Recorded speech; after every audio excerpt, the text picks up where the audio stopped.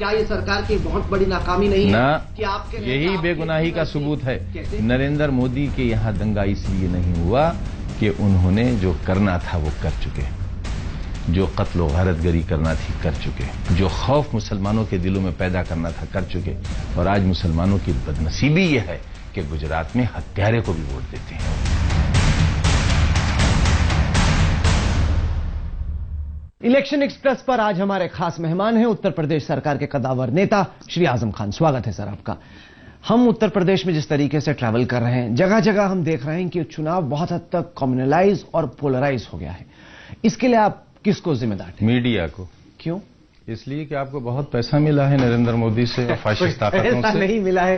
पैसा कहाँ, हम तो आलोचना भी करते हैं, वो परेशान रहते हैं, वो कहते हैं कि मीडिया उनको लेके बहुत नकारात्मक। फिर ये चैनल्स कहां से चलाते हैं? लाखों करोड़ों रुपए का खर्चा रोज का कहां से पूरा करते हैं? कमाते हैं, एडवर्टाइजिंग आती है, बड़ी मेहनत से काम करते हैं, इतने दूर से धक्के खाते हुए आपके पास पहुंचे हैं। वही कमाई आपकी नरेंद्र मोदी से हुई? नहीं, मोदी से कोई कमाई नहीं होती, बल्कि मोदी का रवैया हालांकि ये आप तो दिखाएंगे नहीं, हालांकि आप ये नहीं दिखाएंगे, ये सब काट देंगे। हाथ मिला दीजिए, मेरी गारंटी रही कि जो आप इंटरव्यू दे रहे हैं पूरे का पूरा जस की तस चलेगा। पूरा देश जानता है कि आप पूरा मीडिया मोदी के हाथों और फाशिस्ट ताकतों के हाथों बिका हुआ है आजम खान साहब, और देश को बर्बादी के रास्ते पर लिए जा रहा है, दिल बांट रहा है लोगों के।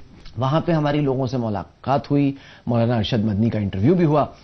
उसमें उन्होंने खौफ की एक स्थिति बताई कि मोदी अगर पीएम बन गया तो बड़ा बुरा होगा देश। यकीनन बुरा होगा। नहीं, लेकिन आप ना मानेंगे कि इस बार का जो इलेक्शन कैंपेन रहा है, नरेंद्र मोदी ने उसको विकास पर रखा है। कम्युनलिज्म हत्यारा अगर ये कहे कि मैं विकास करूंगा तो कैसे भरोसा कर लें? क्या पूरी दुनिया नहीं जानती कि खून के समंदर में खड़े हुए हैं नरेंद्र मोदी साहब? क्या जवाब दिया था जब ये पूछा आप ही बंधुओं ने कि आप गुजरात के कत्ल के लिए दुख है कुछ आपको? तो उन्होंने नहीं कहा था कि मोटर के पहिए के नीचे अगर कुत्ते का बच्चा भी आ जाता है तो दुख होता है। हम कुत्ते के बच्चे हैं। हमें आपने असभ्य कहा, हमने यही तो कहा कि हम भाई भाई हैं, हम छोटे भाई आप बड़े भाई, तो आपने हमें असभ्य कहा। लेकिन नरेंद्र मोदी साहब ने जब 1/5 आबादी को देश की कुत्ते का बच्चा कहा, आपको बुरा नहीं लगा? एक कॉन्टेक्स्ट था। कॉन्टेक्स्ट था। आपको नहीं लगता कुत्ते के बच्चे की मिसाल? नहीं, यही मिसाल दुरुस्त थी? गलत था, उनका बयान गलत था। आपने कंडम क्यों नहीं किया? हमने बहुत कंडम, किसी ने नहीं किया। हमने कस के कंडम किया। नहीं जब उनका बयान आया, हमने बोला कि किसी भी आदमी को जो देश का पीएम बनना चाहता है और किसी भी नेता को, मैं आपके सामने कह रहा हूं, उस वक्त भी टीवी पे कहा कि इस तरह का बयान न देना चाहिए था। नहीं, वो अलग बात है, आप मसरूफ रहते हैं, इतने यूपी की सरकार आप चला रहे हैं, इतने बिजी आप उसी जब हमने कस के कंडम किया उसको। नहीं, अगर आपने कंडम किया होता तो नरेंद्र मोदी जी कैंडिडेट ही नहीं होते। पर हकीकत यह भी तो है कि एसआईटी की रिपोर्ट ने कहा कि कोई प्रोसिक्यूटेबल एविडेंस नहीं मिला। एसआईटी की रिपोर्ट ही सुप्रीम कोर्ट की रिपोर्ट नहीं, सुप्रीम कोर्ट ने फाइनल में एसआईटी को माना? अभी नहीं माना है। नहीं ना, आपने बिल्किस बानो केस, जो एहसान जाफरी का केस, एक केस नहीं है, न जाने कितने केसेस हैं, लेकिन जो एहसान जाफरी का केस था उसमें तो माना नहीं। तो वो फाइनल नहीं है। क्या ये सच नहीं है कि ऐसी किताबें लिखी गई हैं, ऑटोबायोग्राफीज लिखी गई हैं जजेस की, कि हमने अपनी आंखों से हत्या होती देखी और हत्यारा भी देखा, और ये हत्यारा हमारी आंखों के सामने खड़ा है, लेकिन सबूत नहीं है, इसलिए हम इसे बाइज्जत बरी कर रहे हैं। और उसी के साथ जज ने रिजाइन कर दिया अपनी पोस्ट से।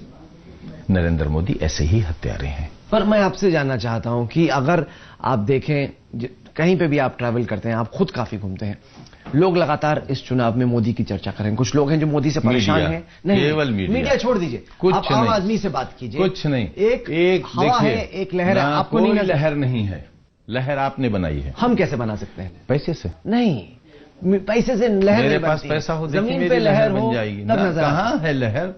हमारे जैसे आदमी के लिए 8-8 घंटे लोग 8:30 बजे से लेकर 4:15 बजे तक इंतजार करते हैं, 1-1 लाख की भीड़।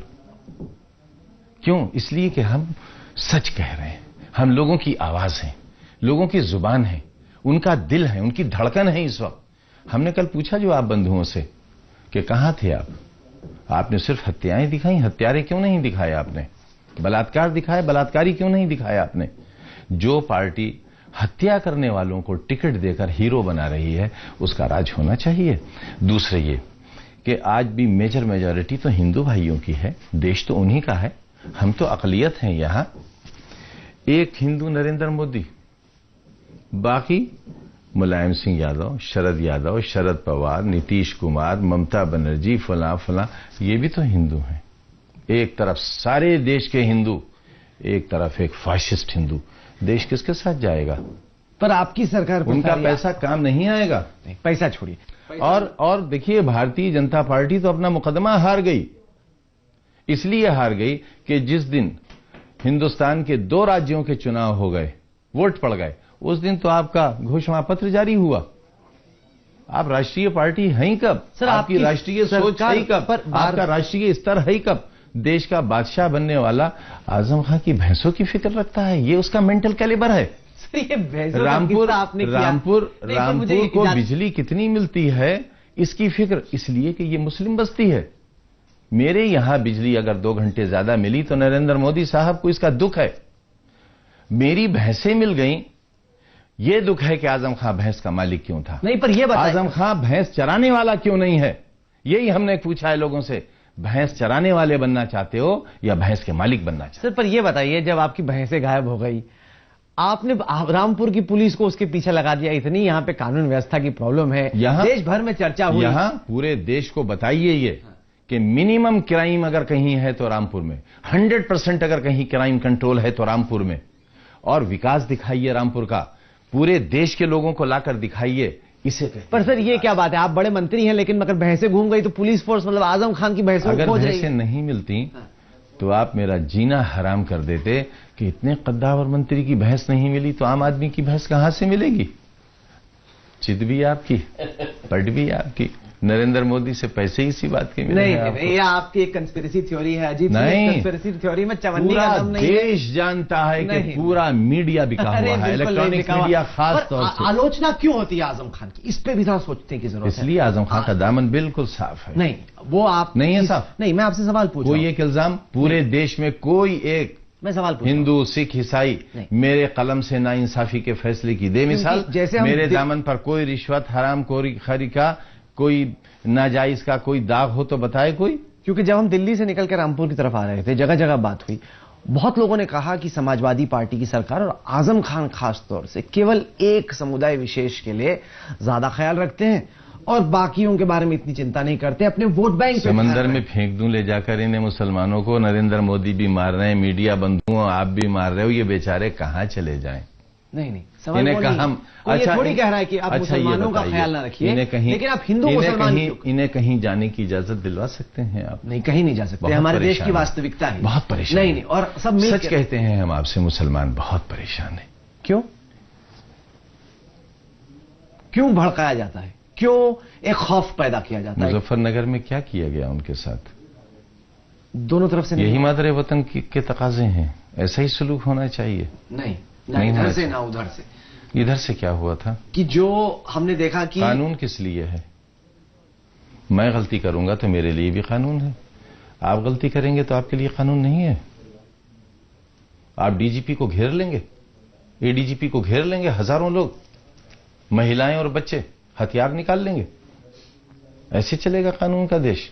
पर जैसे मोदी देश के बादशाह के हथियारों की माफी, भुल्लर की माफी नहीं, पर और जिसके खिलाफ कोई सबूत नहीं उसको फांसी नहीं। पर जैसे मोदी कहते हैं कि 12 साल से गुजरात में दंगा नहीं हुआ, आप लोग क्यों नहीं रोक पाए मुजफ्फरनगर के दंगों को? क्या ये सरकार की बहुत बड़ी नाकामी नहीं है कि आपके रहते यही बेगुनाही का सबूत है। कैसे? नरेंद्र मोदी के यहां दंगा इसलिए नहीं हुआ कि उन्होंने जो करना था वो कर चुके, जो कत्ल व गारतगरी करना थी कर चुके, जो खौफ मुसलमानों के दिलों में पैदा करना था कर चुके।